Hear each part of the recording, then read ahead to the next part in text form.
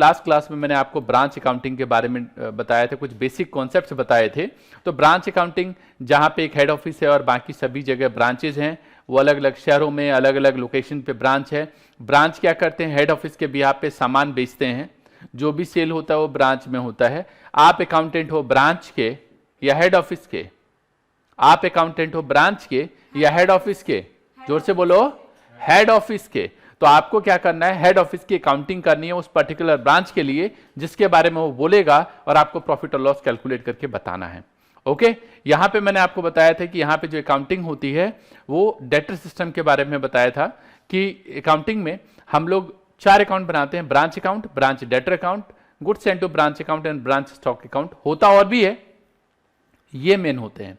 Okay, debtor system के ऊपर discussion की थी और मैंने बोला था कि ये 4 सिस्टम होते हैं, debtor system, stock and debtor system, final account system and wholesale branch system. ये 4 सिस्टम होते हैं। डेटर सिस्टम में मैंने बताया था, यहां पे आपको ब्रांच अकाउंट का फॉर्मेट बताया था जिसमें बोला था ओपनिंग बैलेंस एसेट का यहां पे, क्लोजिंग बैलेंस एसेट का यहां पे, फिर ओपनिंग बैलेंस लायबिलिटीज की यहां पे, क्लोजिंग बैलेंस यहां पे, गुड्स सेंट टू ब्रांच यहां पे लेते हैं, गुड्स रिटर्न यहां लेते हैं तो लिखते हैं गुड्स सेंट टू ब्रांच ही लिखते हैं हेडिंग में, लेकिन गुड्स रिटर्न होता है। फिर कोई खर्चा करता है, कौन? Head office. Point to be noted, कौन? हेड ऑफिस, तो यहां पे लेते हैं। और रेमिटेंस, एक बच्चे ने अभी मुझसे पूछा कि सर रेमिटेंस क्या होता है? रेमिटेंस मतलब जितनी भी कलेक्शन है वो ब्रांच से हेड ऑफिस को जाना रेमिटेंस कहलाता है। ब्रांच रेमिट करता है, ट्रांसफर करता है, किसको? हेड ऑफिस को। ओके, जो आएगा दैट विल बी प्रॉफिट और लॉस। मैंने साथ में ही आपको कुछ बातें भी बताई थी। मैंने कहा था यहां पे आपको branch expenses paid bye head office consider करना है, branch expenses paid by branch not consider. आपको क्या करना है, depreciation on fix assets consider नहीं करना, बैड डेट डिस्काउंट अलाउड, ये ब्रांच डेटर अकाउंट में आएगा। समझ गए? मैंने आपको बताया था कि कोई कैश सेल होगा वो रेमिटेंस में एड ऑन होगा, क्रेडिट सेल ब्रांच डेटर में जाएगा।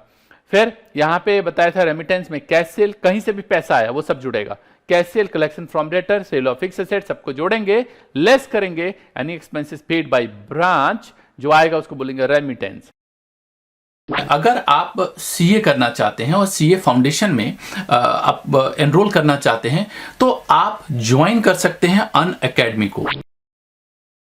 अकेडमी ज्वाइन करने का मेरा मेन रीज़न ये था कि मुझे वहाँ पे एक तो टीचर को पढ़ाने का वे बहुत अच्छा लगा, और वहाँ पे हमारे पास हमें किसी एक टीचर पर डिपेंड कभी नहीं होना पड़ा कि अगर हमें उनसे ही पढ़ना है तो उन्हीं से पढ़ना। हमें अगर टीचर को स्विच करना पड़े, हमें किसी और टीचर से बैच अच्छा लगे पढ़ना, तो हम उनके पास जा सकते हैं पढ़ने के लिए।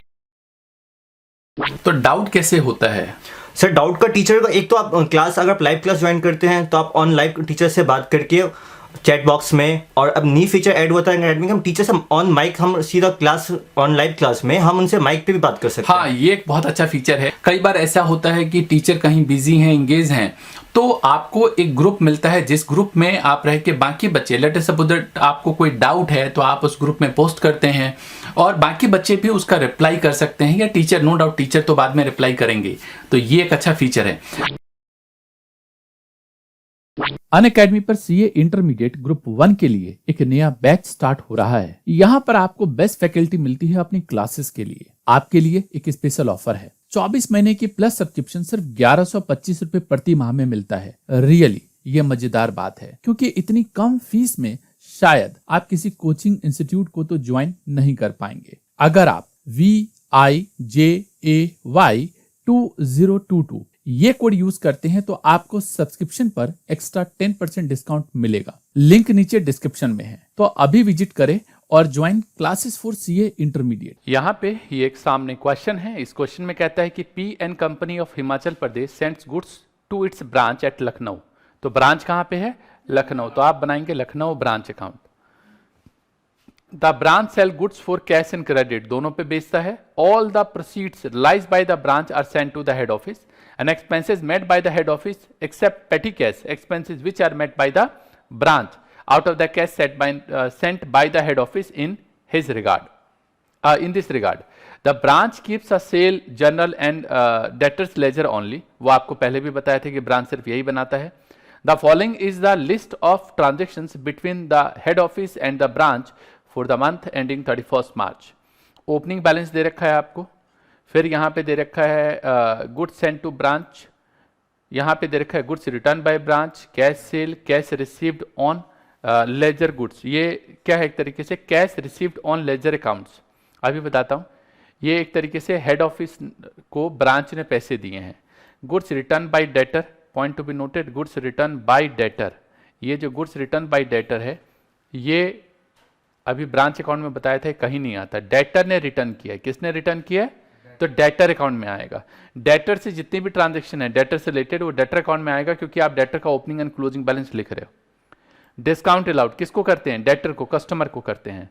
बैड डेट, फिर branch expenses met by head office, salaries, rent and rates, telephone, other. Cash send to branch for petty cash, head office ने ब्रांच को छोटे मोटे खर्चे के लिए पैसे भेजे। क्लोजिंग बैलेंस दे रखा है, प्रिपेयर लखनऊ ब्रांच अकाउंट आपको बनाना है in the book of head office. चलें जरा एक एक करके बात करें। बहुत सिंपल है, बहुत मजा आएगा आपको। यहाँ पे मैंने फॉर्मेट बना रखा है, ऑलरेडी आपको बता रखा है कि भाई फॉर्मेट जो है हम कैसे बनाते हैं।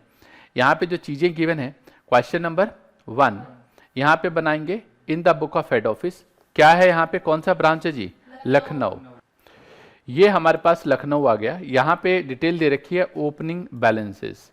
तो जब भी कभी आप ये बनाओगे तो यहाँ पे आपको पहले से पता है, ये लिखते हैं हम लोग क्या?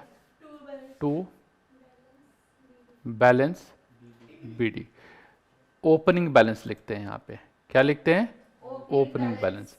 अगले पेज पे क्योंकि जगह की कमी हो सकती है तो मैं यहाँ पे लिख देता हूँ पाई बैलेंस सीडी।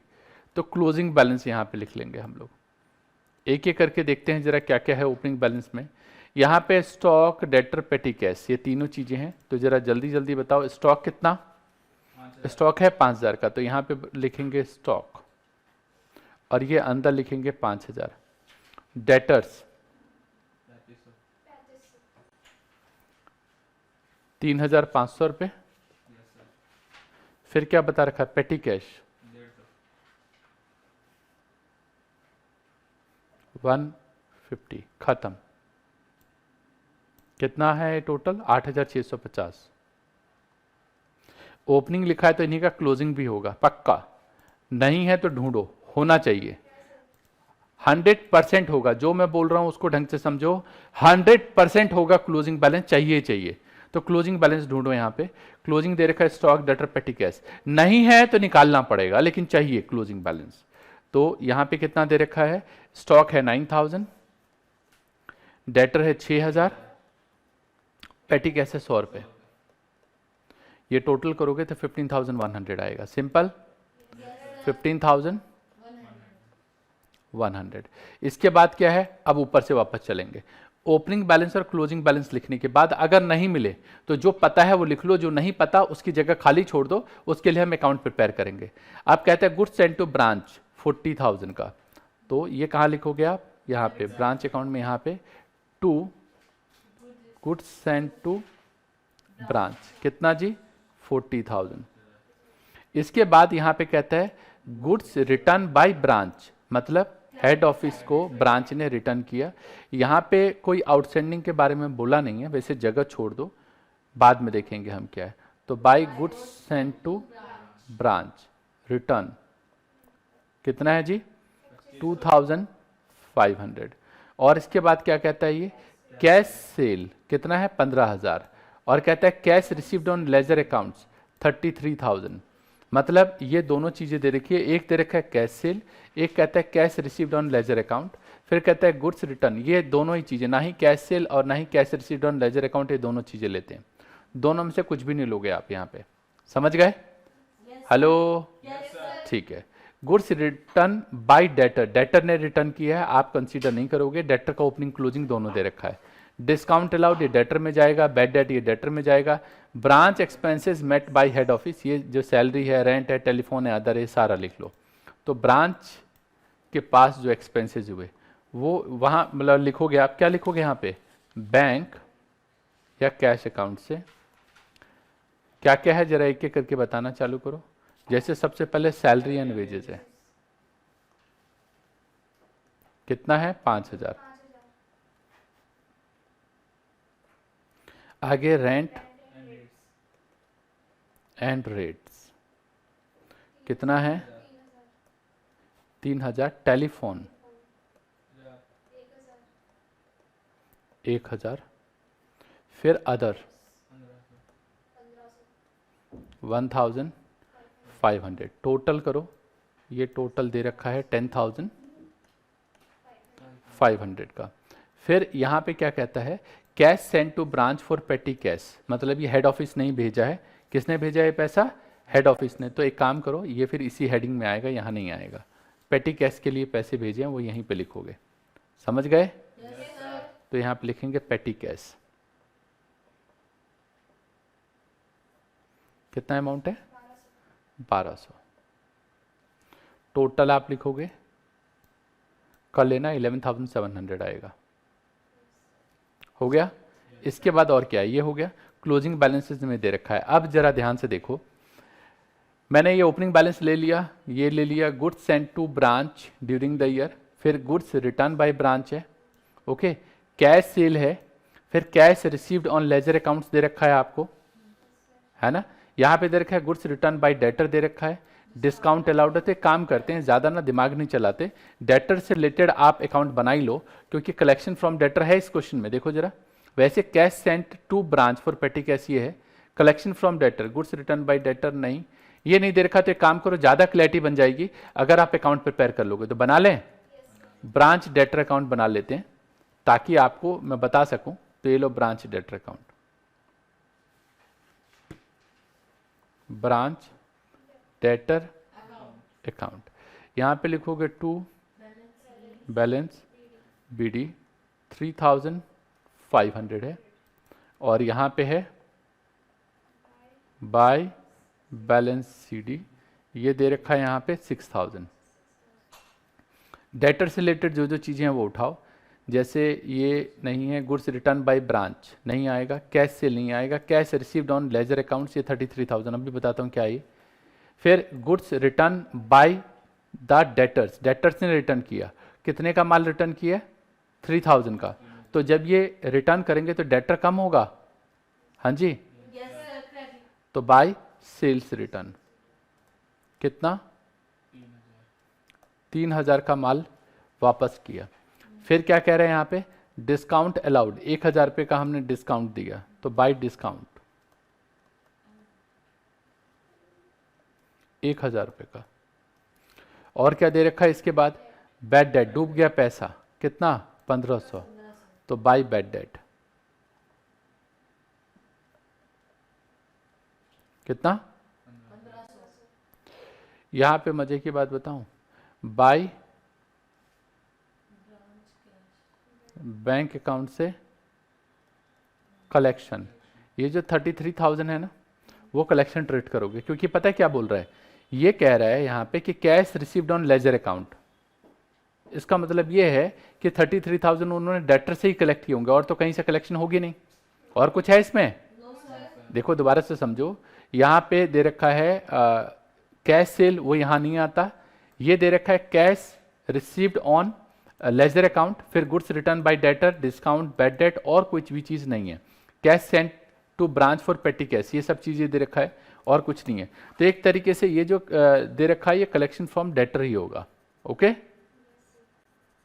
चलो, अब क्वेश्चन में कुछ भी नहीं है जो आपको निकालने की जरूरत हो। वैसे इसमें मेजर चीज आपको गिवन है, जो मेजर चीज होती है किसी क्वेश्चन में, क्या, कलेक्शन फ्रॉम डेटर, यही चाहिए होता है।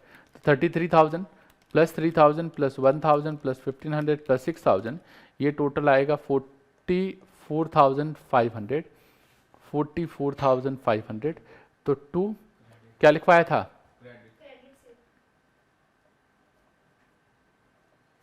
क्रेडिट सेल आएगा, मतलब उधार पे हमने माल बेच दिया। क्या कर दिया जी, उधार पे माल बेच दिया। या सेल्स करके लिख सकते हो, टू सेल्स करके भी लिख सकते हो, अगर कई बार ऐसा कहते हैं तो टू सेल्स क्रेडिट।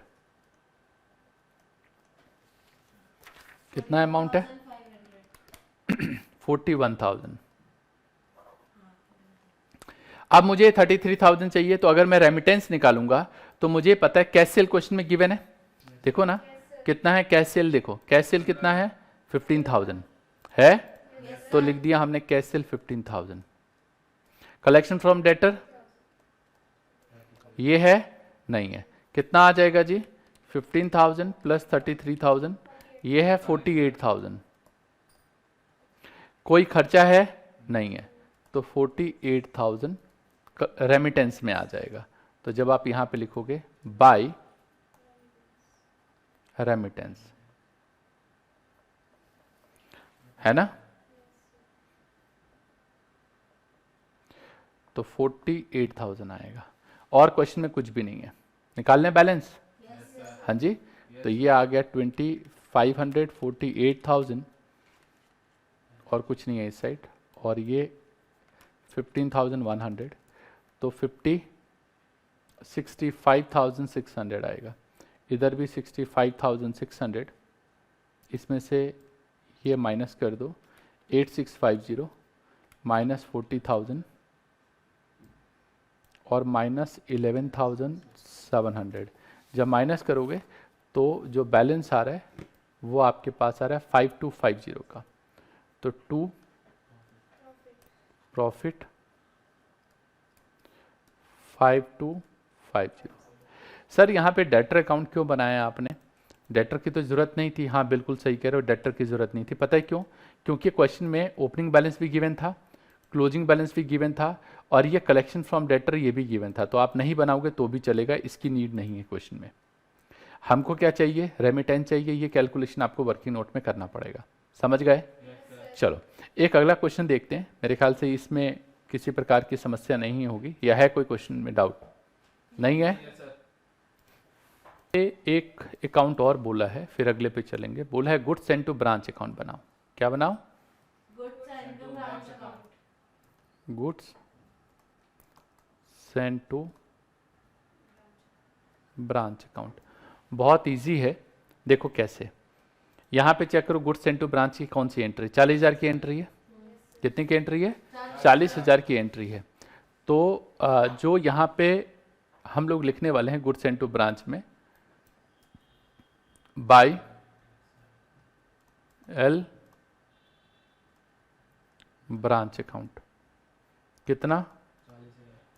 40,000। कोई समस्या नहीं, ये हमने यहां पे बना लिया।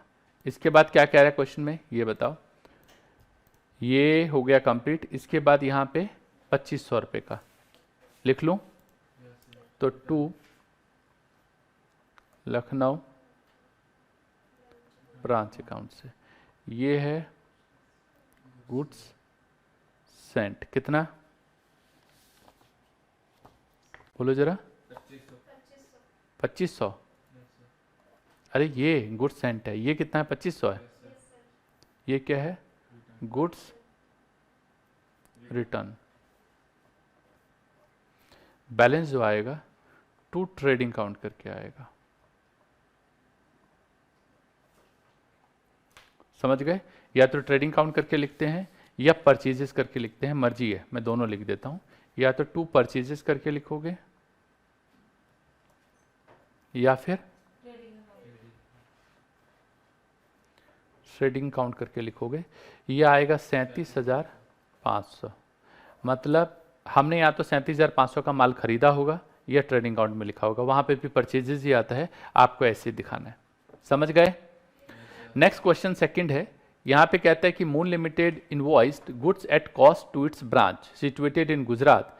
The branch sell goods on credit as well as cash from the following detail relating to Ahmedabad branch. Ahmedabad branch.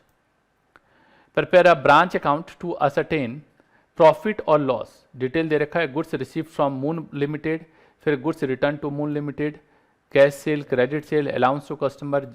Allowance to customer है, point to be noted, underline करो, अलाउंस टू कस्टमर। अब कस्टमर कौन होते हैं? जिनको हम उधार माल बेचते हैं।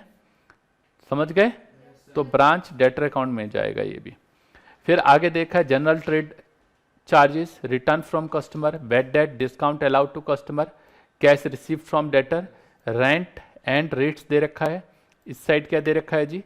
फिर वेजेस है, और स्टॉक का ओपनिंग और क्लोजिंग दोनों बैलेंस दे रखा है। बस इतनी सी कहानी है इसके अंदर। चलें जरा देखें आपको क्या क्या बनाना है यहाँ पे। एक तो ब्रांच अकाउंट बनाना पड़ेगा, वर्किंग नोट चाहिए आपको यहाँ पे, है ना, और साथ में ब्रांच डेटर वो साफ दिख रहा है, बनाना ही पड़ेगा। कुछ बच्चे पूछते हैं कि सर कैसे पता चलेगा कि बनाना है या नहीं बनाना। देखो मेरी तरफ से रिकमेंडेड है आप हमेशा ब्रांच डेटर बनाने की कोशिश करना, क्योंकि आपको नहीं पता कि बनेगा या नहीं बनेगा, ये कैसे पता चलेगा आपको। हो सकता है अभी शुरुआत में ना पता चले, आगे चल के बेशक पता चल जाए। ये यहाँ पे लिखेंगे, यहाँ लिखेंगे टू बैलेंस BD, आइटम ज़्यादा नहीं है, यहाँ पे लिखेंगे बाय बैलेंस CD। ओके, यहाँ पे क्लोजिंग बैलेंस दे रखा था, ओपनिंग 13,100 और क्लोजिंग दे रखा है 6,950। तो ओपनिंग क्या लिखेंगे यहाँ पे, स्टॉक। कितना बताया जी स्टॉक का ओपनिंग बैलेंस? तो स्टॉक का ओपनिंग बैलेंस है 13,100। क्लोजिंग कितना है जी? 6,950। इसके बाद एक एक करके अब चलना चालू करो। यहाँ पे है goods receive from Moon limited. Moon कौन है यहाँ पे? मून लिमिटेड जो है वो हेड ऑफिस है, ठीक है। तो goods receive from head office है 25,400 रुपये। तो यहाँ पे लिखो to goods send to branch, कितना अमाउंट? 25,400। इसके बाद क्या है? Goods return to Moon limited 350 का।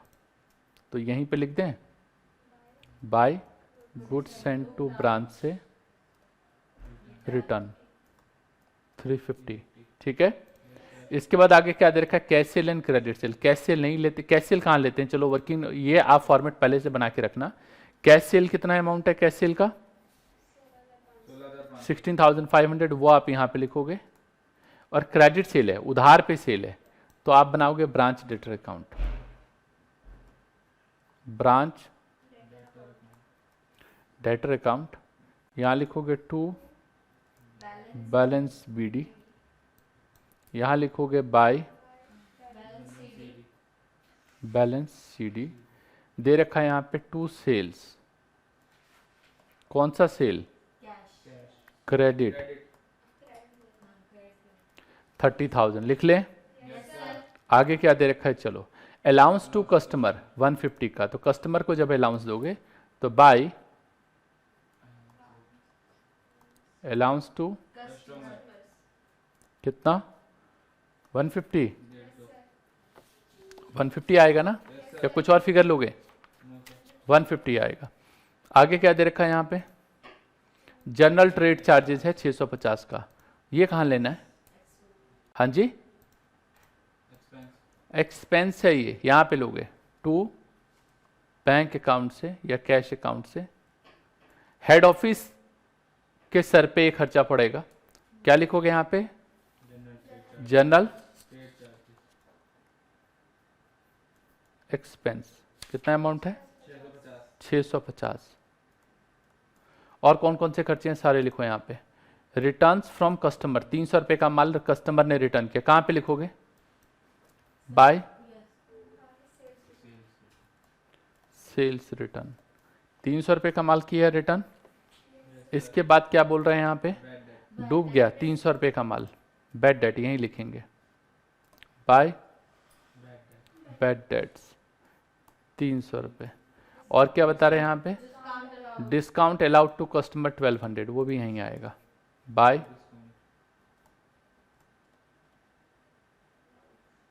कितना अमाउंट है भाई? 1200। कैश रिसीव फ्रॉम डेटर बोल रहा है 24,600। तो यहाँ लिखोगे बाय बैंक अकाउंट से, क्या लिखोगे? कलेक्शन 24,600। फिर रेंट एंड रेट्स दे रखा है यहाँ पे 900 का खर्चा है, ये कहाँ लेना चाहिए इसको? एक्सपेंस में। तो रेंट एंड रेट्स 900 रुपये। फिर इसी के नीचे वेजेस एंड सैलरीज है 3,000 का। बस यही है।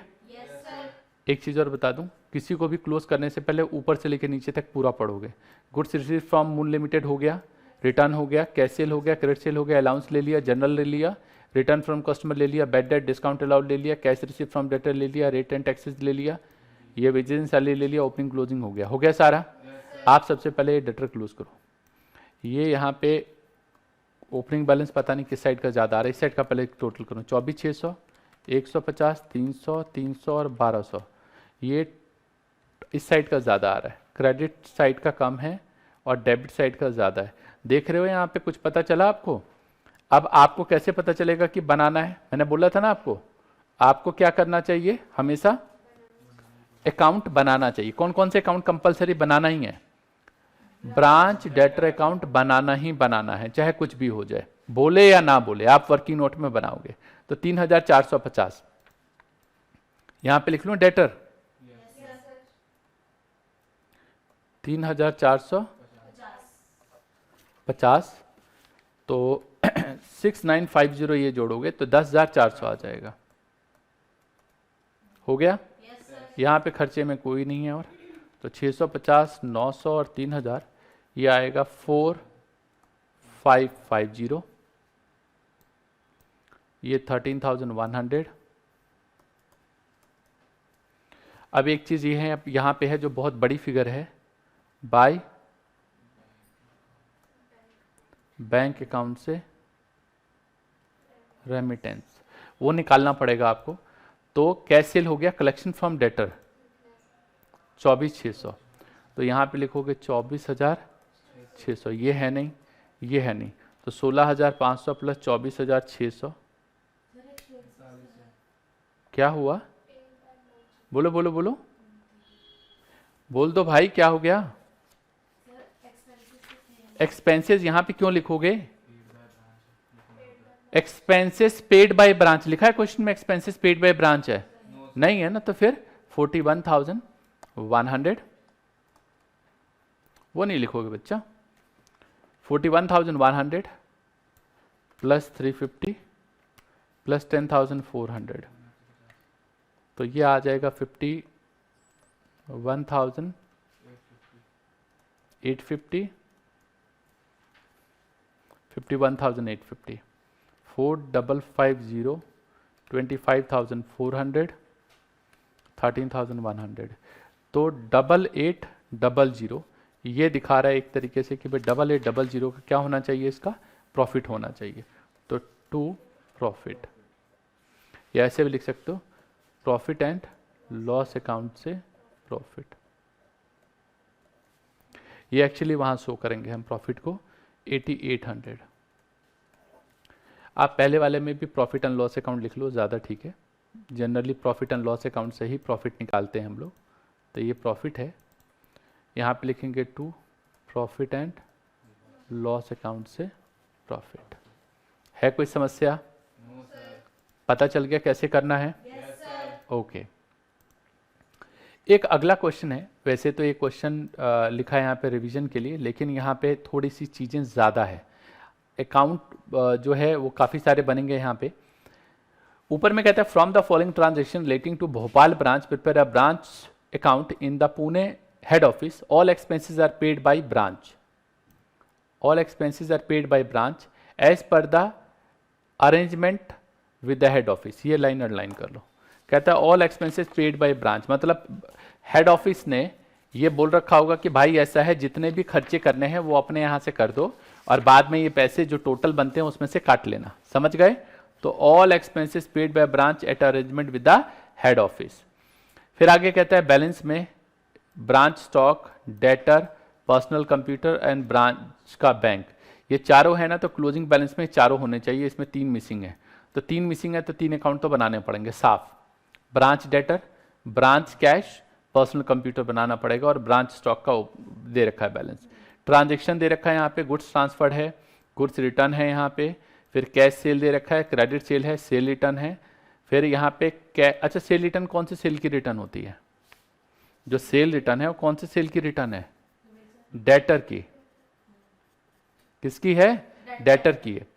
फिर cheque receive from customer for credit sale, पैसा मिला एक तरीके से, डिस्काउंट अलाउड है, बैड डेट रिटर्न ऑफ है, aggregate amount of cash transfer from branch bank to head office, ये बता रखा है। तो एक तरीके से टोटल पैसा कितना ट्रांसफर किया, रेमिटेंस है एक तरीके से। ये क्या है? ये रेमिटेंस है। फिर रेंट रेट्स है, वेजेस है, जनरल एक्सपेंसेस है, transaction at head office on behalf of branch during the year. ये बता रखा है कि गुड्स ट्रांसफर्ड एट, मतलब ये ना ऐसे ही बता रखा है कंफ्यूज करने के लिए। लास्ट में है salary of branch, salary of branch ये दे रखा है, बाकी सब चीजें नॉर्मल है। स्टार्ट करें। तो एक चीज तो साफ साफ पता चल रही है यहाँ पे कि एक तो आपको बनाना पड़ेगा ब्रांच अकाउंट। कौन सा अकाउंट बनाओगे? लेकिन ब्रांच अकाउंट छोटा नहीं बनेगा, इसमें काफी सारे आइटम है तो बड़ा बनेगा। ओके। दूसरा, आप रेमिटेंस निकालोगे तो रेमिटेंस वर्किंग नोट में ऐसे नहीं निकलेगा, आपको ब्रांच बैंक अकाउंट बनाना पड़ेगा। क्या बनाना पड़ेगा जी? Branch bank account. और उसके साथ साथ कुछ और अकाउंट बनाने पड़ेंगे। तो एक कैश अकाउंट बनेगा, एक डेटर अकाउंट बनेगा, एक पर्सनल कंप्यूटर अकाउंट बनेगा। ये बनेगा ही बनेगा, चाहे आप कुछ भी कर लो। तो चलो एक एक करके लिखना चालू करते हैं। क्वेश्चन नंबर 3 है, इंपॉर्टेंट क्वेश्चन है, कई सारे आइटम है यहाँ पे। सबसे पहले हम लिखेंगे यहाँ पे टू बैलेंस बीडी। सारे अकाउंट एक साथ बनाओगे तो जल्दी हो जाएगा आपसे, समझे? By balance CD. जिसका ओपनिंग बैलेंस है उसका क्लोजिंग बैलेंस जरूर लिखना है, ये बात ध्यान रहे आपको। यहाँ पे क्या क्या है? स्टॉक, डेटर, पीसी और ब्रांच बैंक। तो बताना चालू करो जल्दी जल्दी ताकि मैं लिखना चालू करूँ। स्टॉक दे रखा है, कितना स्टॉक है? 3,78,000। और क्या दे रखा है? डेटर कितना? 1,35,500। पर्सनल कंप्यूटर कितना? और भी कुछ है? Bank, branch bank 9,650। ये जितने भी दिख रहे हैं ना, सबका क्लोजिंग बैलेंस चाहिए ही चाहिए, कुछ भी हो। तो ये हम यहाँ पे लिखेंगे। अब बताना चालू करो, क्या पता है तुमको? स्टॉक पता है? है? कितना है स्टॉक? 2,70,000।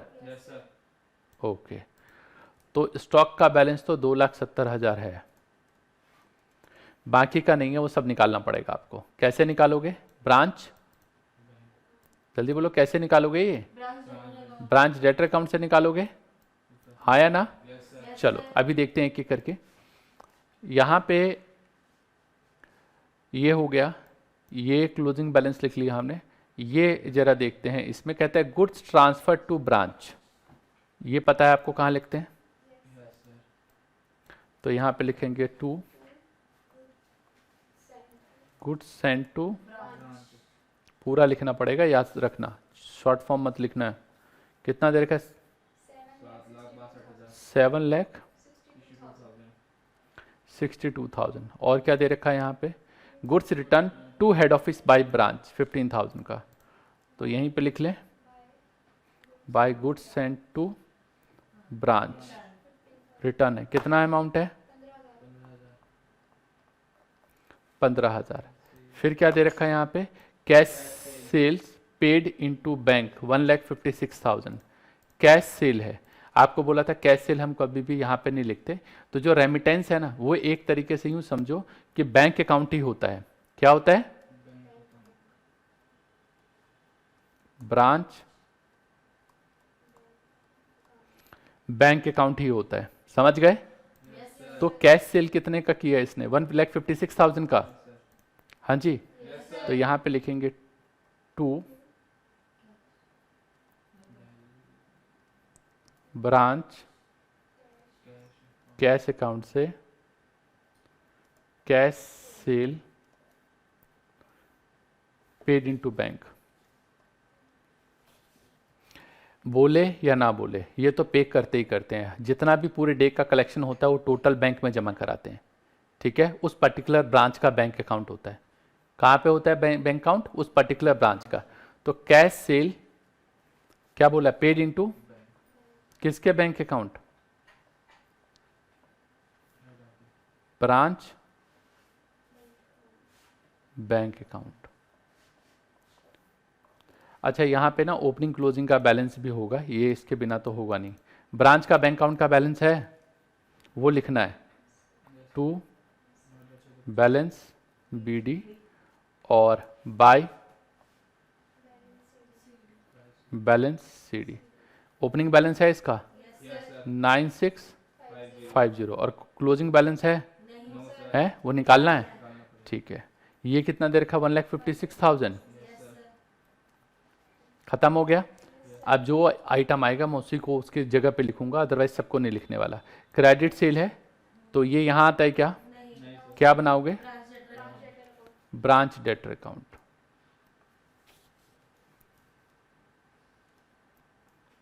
ब्रांच, ये सॉफ्टवेयर है, कभी कभी सॉफ्टवेयर का भी दिमाग खराब हो जाता है, तो मैं लिख कहीं रहा हूँ, वो कह रहा ना मैं यहाँ नहीं लिखने दूंगा, तुमको नीचे करवा रहा है। ठीक, तो branch debtor account to balance BD और यहाँ पे बाय बैलेंस CD। BD कितना है भाई ब्रांच डेटर का, चेक करके बताओ जल्दी से। 1,35,500 और क्लोजिंग कितना है, नहीं दे रखा। अच्छा, क्रेडिट सेल दे रखा है 8,25,000, तो यहाँ पे लिखोगे टू सेल्स क्रेडिट, कितना अमाउंट, 8,25,000। खत्म हो गया। Sales return at selling price 3,750, तो बाय सेल्स रिटर्न 3,750। और क्या दे रखा है, check receive from customer for credit cell, मतलब कस्टमर ने पैसे दिए हैं, तो बाय। अब यहाँ पे ना सीधा बैंक नहीं लिखोगे, आपने बैंक का नाम कुछ और लिखा है, क्या लिखा है, ब्रांच बैंक अकाउंट। कौन बना रहा है ये, कौन बना रहा है, हेड ऑफिस बना रहा है। ठीक है, आप उसके अकाउंटेंट हो, आप बना रहे हो एक तरीके से। कितना आ गया ये, 8,45,000, 1,45,000 आ गया। इसके बाद क्या दे रखा है यहाँ पे, डिस्काउंट अलाउड है 7,800, तो बाय डिस्काउंट।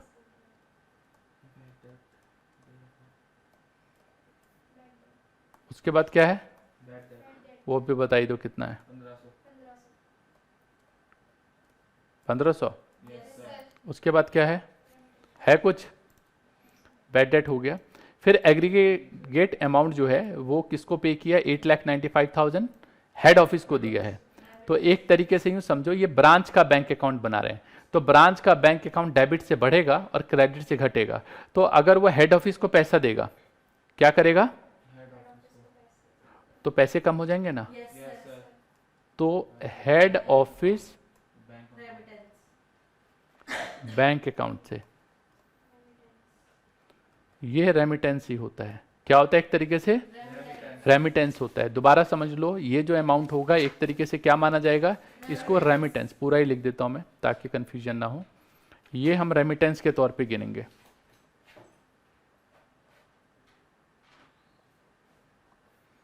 अमाउंट बताना कितना दे रखा है क्वेश्चन में, 8,95,000, 8,95,000 आ गया। ये ध्यान रखने वाली बात है। इसके बाद आगे क्या दे रखा है, रेंट एंड रेट्स दे रखा है। तो ये तो अगर क्वेश्चन में नहीं बोला होता, ये ऊपर वाली लाइन कि all expenses paid by branch, तो इसको हम हेड ऑफिस के लिए ब्रांच में लिखते, ब्रांच अकाउंट में लिखते, लेकिन अभी अब इसको ब्रांच में नहीं लिखेंगे। कहाँ लिखेंगे, ब्रांच बैंक अकाउंट में लिखोगे। खर्चा है ना, हाँ या ना, क्या क्या है, चलो बोलना चालू करो। ब्रांच बैंक अकाउंट में क्या क्या खर्चा है, rent bye rent and rates, कितना, इसके बाद और क्या दे रखा है, वेजेस, जनरल एक्सपेंस, कई सारे हैं खर्चे, है ना। थोड़ा नीचे लिख लेते हैं, by wages 40, by general expense कितना, 7630। और भी कुछ है यहाँ पे? नहीं है। ये हो गया 7630, यहाँ तक हो गया, ख़त्म। और है नहीं आइटम। ये सैलरीज ऑफ ब्रांच स्टाफ, ये transaction at head office on behalf of branch. अच्छा, मतलब ये जो पैसा है वो किसने पे किया? जल्दी बोलो। हेड ऑफिस ने पे किया। समझ गए? अंडरलाइन करो, साफ साफ बता रखा है। ट्रांजेक्शन एट हेड ऑफिस मतलब हेड ऑफिस पे ट्रांजेक्शन हुआ, तो ये वाला खर्चा जो है वो किसने बियर किया है? हेड ऑफिस ने। तो यहाँ पे लिखोगे 2, क्या लिखूं मैं यहाँ पे? 2, नहीं, ब्रांच बैंक नहीं, बैंक अकाउंट। ये हेड ऑफिस का बैंक अकाउंट आएगा। समझ गए? दोबारा लिख दूं? चलो मैं पूरा ही लिख देता हूँ यार। 2 हेड ऑफिस बैंक अकाउंट से। तो यहाँ पे हेड ऑफिस बैंक अकाउंट की जगह बैंक का नाम, अकाउंट नंबर लिख दिया जाता है। To bank of Baroda account number this, तो पता चल जाता है हेड ऑफिस का बैंक अकाउंट है। सैलरी एंड कितना अमाउंट है? Salary and wages 1,52,500। वैसे मैं देख रहा हूँ और आइटम है नहीं, तो जो मैंने यहाँ पे क्लोजिंग में लिखा ना, उसको मैं इधर ट्रांसफर कर लूँ? इजाज़त तो दो। अब आप इजाज़त दो या ना दो, मैं तो लिखूंगा। चलें आगे? इसको हटा देते हैं, इसका लेना देना नहीं है। अब इसका टोटल करना चालू करो और बैलेंस निकालो। तो 9650 प्लस 1,56,000, ये आ गया ब्रांच बैंक में 1,65,650, 1,65,650। हाँ, कुछ तो गलत किया फिर, इसका मतलब ब्रांच बैंक अकाउंट है ना। से 1 मिनट, एक गलती हो गई है शायद। ये 1,56,000 ठीक है? हाँ, अच्छा एक चीज़ हाँ गलती हो गई, 1 मिनट बताता हूँ। नहीं, ये देखो ये गलती क्या हुई। ये ब्रांच बैंक अकाउंट में 8,45,000 है, तो ये पैसा भी तो आएगा, मतलब ये बैंक अकाउंट है। तो बैंक में सोचो, इसको क्लोज करने से पहले बस एक बार याद रखना कि पैसा और कहीं से और आया है, क्लोज करने से पहले सोच लो। क्लोज करने से पहले सोच लो कि पैसा क्या कहीं और से आया। और अभी मैंने बोला भी था वैसे आपको कि जब ये टोटल हो जाए सारा, तो जरा इसकी वो चेक करो। तो इसको क्लोज करने से पहले देख लो पैसा और कहीं से आया। कलेक्शन फ्रॉम डेटर है, तो डेटर से जो पैसा आएगा वो सीधा कहाँ पे जमा होगा? बैंक में। तो यहाँ लिखेंगे ब्रांच डेटर अकाउंट से कलेक्शन कितना जी? 8,40,000। वैसे गलती पता है क्या हो गई मेरे से? जब मैंने ये एंट्री लिखी तो ये ब्रांच बैंक अकाउंट करके लिखी, तो उसकी शिफ्टिंग उसी समय कर देनी चाहिए। तो एक चीज़ और याद रखो कि अगर कोई आप अकाउंट बना रहे हो और वो आइटम वहाँ पे है, तो उसकी शिफ्टिंग उसी समय दूसरी जगह भी कर दो। ओके? ताकि गलती के चांसेस ना हो। तो ये आ गया 9650 प्लस 1,56,000 एंड 8,45,000, ये आ गया 10,06,50। इसमें से 56,000, 45,000, 7,630 एंड 8,95,000, ये आ गया हमारे पास 7,020। क्या आया? ये बैंक का बैलेंस आया। तो बैंक का बैलेंस लिखो 7,020। हो गया खत्म? इसके बाद क्या बनाओगे? डेटर 1,35,500, 8,25,000, 9,60,500। इसमें से 8,45,000 माइनस कर दिया, 3,750, 7,800 एंड 1,500। तो ये आएगा हमारे पास 1,02,450। 1,02,450 टोटल था। 9,60,000 1,02,450, 1,02,450। एक पीसी का अकाउंट भी बनाना पड़ेगा, बनाया नहीं अभी हमने, लेकिन बनाना पड़ेगा क्योंकि क्लोजिंग बैलेंस नहीं पता। तो पर्सनल कंप्यूटर अकाउंट नहीं बनाओगे तो भी चल जाएगा। To balance BD, opening balance पता है पीसी का कितना? 45,000। डेप्रिसिएशन है यहाँ पे, तो बाय डेप्रिसिएशन कितना अमाउंट है भाई डेप्रिसिएशन का? 20%।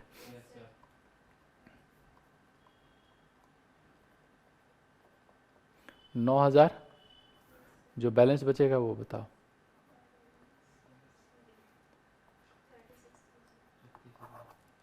36। तो यहाँ पे 36 लिख दो। एक चीज़ और है, अभी क्लोज करने से पहले आप यहाँ पे देख लो, इसमें सारी चीज़ें, वैसे सारी चीज़ें हो गई, बस एक चीज़ जो बहुत बड़ा अमाउंट होता है वो क्या होता है? बाय ब्रांच बैंक अकाउंट से रेमिटेंस 8,95,000 था। और इसका टोटल यार बताओ जल्दी से, टोटल करो। 3,78,000, 1,35,500, 45,000 ये आ गया हमारे पास 5,68,150। इसका टोटल करो। 2,70,000, 1,02,450, 36,000 ये आ गया हमारे पास 4,15,470, 895 and 15,000। ये आ गया 13,25,470, 13,25,470। इसमें से यार ये टोटल बाहर लिखो, ये गलती कई बार होती है कि इनर का टोटल आप आउटर कॉलम में नहीं लिखते हो, तब गलती के चांसेस होते हैं। लिखो इसको 1,52,500, 7,62,000, ये 5,68,150। तो ऐसा करके इस वाले क्वेश्चन में प्रॉफिट की जगह क्या हो गया? लॉस हो गया। क्या हो गया? लॉस। देख रहा हूँ यहाँ पे मैं माइनस में फिगर आ रही है, तो क्या लिखेंगे हम यहाँ पे? लॉस लिखेंगे। तो प्रॉफिट नहीं आया यहाँ पे, लॉस। तो by profit and loss account से लॉस। ये कैलकुलेटर पे देखो फिगर जो है वो माइनस में आ रही है, दिखा? 1,57,180 मिला, तो 1,57,180 बस। टोटल इसका बता देता हूँ क्या होगा। 13,25,470, 1,57,180। तो इसका जो टोटल है वो 14,82,650 ये आ गया। समझ में आया? टॉपिक हो गया ये वाला ख़त्म। इसमें एक्चुअली क्या है, जो अभी हम टॉपिक कर रहे थे, ये जो अभी हमने चालू किया है, ये हो गया हमारा ये। इसमें जब हम डेटर सिस्टम में ब्रांच अकाउंट बनाते हैं तो अभी बनाया हमने एट कॉस्ट। हर क्वेश्चन में एट कॉस्ट था, उस समय मैंने चर्चा नहीं की। अब हमें एट आईपी के ऊपर डिस्कशन करना है, वो हम फ्रेश क्लास में स्टार्ट करेंगे। अभी जितने भी कॉन्सेप्ट्स बताए हैं आपने अभी अभी देख लिया, नोट में करने नहीं दे रहा हूं। आपका काम क्या है, जितनी भी चीजें मैंने बताई है भाई उसको अच्छी तरीके से घर पे आप रिवाइज करोगे। समझ गए? अगर आपने रिवाइज करने के बाद, मतलब जितने भी फॉर्मेट बताए मैंने उसको पहले रिवाइज कर लेना। रिवाइज करने के बाद आज ही घर जाके क्वेश्चन कर लोगे। समझे? अगर आज किया तो क्वेश्चन सॉल्व होंगे, नहीं किया तो नहीं होंगे। तो 1 से लेकर 3 तक के क्वेश्चन करने, और आज ही कर लेना। और कोशिश करना जितनी जल्दी से जल्दी करो उतनी जल्दी कर लेना। फॉर्मेट फिर बता दूं बनाने, मतलब ये जब क्वेश्चन सॉल्व करोगे तो फॉर्मेट आप एक बार बना लो, उसके बाद जो जो चीजें जहां जहां आती हैं वहां वहां पुट करना चालू करो। पहले एक के दुक्के क्वेश्चन में दिक्कत आएगी, उसके बाद हैबिचुअल हो जाओगे। मिलेंगे हम लोग अगली क्लास में, तब तक के लिए all the best, take care, जय हिंद, जय भारत।